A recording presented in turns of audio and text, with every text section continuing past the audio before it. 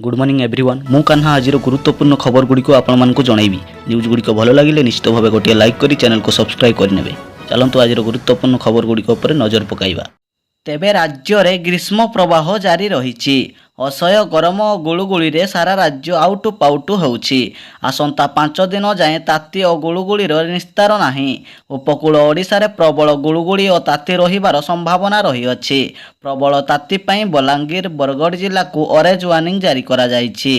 वर्तमान पर्यंत ओडिशा को मौसुमी आसीबा नै कोनोसी आकलन करा जायनि। परवर्ती अपडेट रही माड़ी आसुची भयंकर महामारी। सारा विश्व को सतर्क कला WHO। विश्व स्वास्थ्य संगठन समग्र विश्व को अन्य एक महामारी सम्मुखीन होगाकू WHO सचेतन जारी करिछि।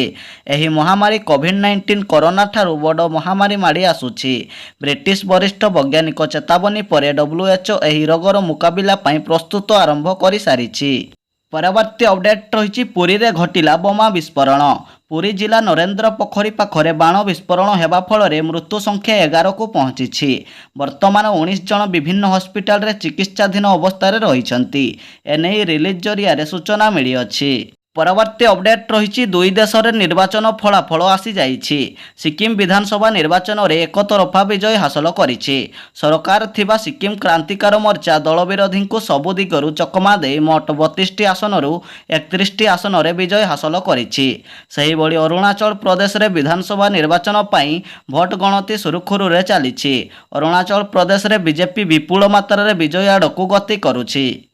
परवर्ती अपडेट रही लॉन्च हेबो नुआ RX 100। वर्तमान मार्केट को खूब शीघ्र बुलेटर विकल्प आसवाक जाउछि। वर्तमान एही नुआ बाइक नुआ स्टाइल एवं नुआ फीचर सह आसवाक जाउछि। परवर्ती अपडेट रही पुणी ओलटी पड़ा ट्रेन। पंजाब रे बड़ रेल दुर्घटना घटिला। पुणी पैसेंजर ट्रेन को धक्का देला मालवाही ट्रेन। बाहानागा ट्रेन दुर्घटना वर्षे पूरण होइथिबा बेले आज पंजाब रे रेल दुर्घटना घटिछि। पुणी सही दिन को मने पकई देइछि। रविवार भोर 4टा समय रे पंजाब रे फतेगढ़ ठारे घटिछि ट्रेन दुर्घटना। पैसेंजर ट्रेन को मालवाही ट्रेन मुहांमुही धक्का हेबा फल रे 2 जन लोक पायलट कर आहत होइथिबा बेले सेमानकु डाक्तरखाना रे भर्ती करा जाइअछि। परवर्ती अपडेट रही BSF पदवी पई बाहरिला विज्ञप्ति। BSF रे ग्रुप बी एवं ग्रुप सी अधीन रे मोट 162 खाली पदवी रही अछि। एही नियुक्ति पई ऑनलाइन माध्यम रे आवेदन करि परिबे। आवेदन प्रक्रिया जुलाई मास 1 तारिख पर्यंत चलिबो।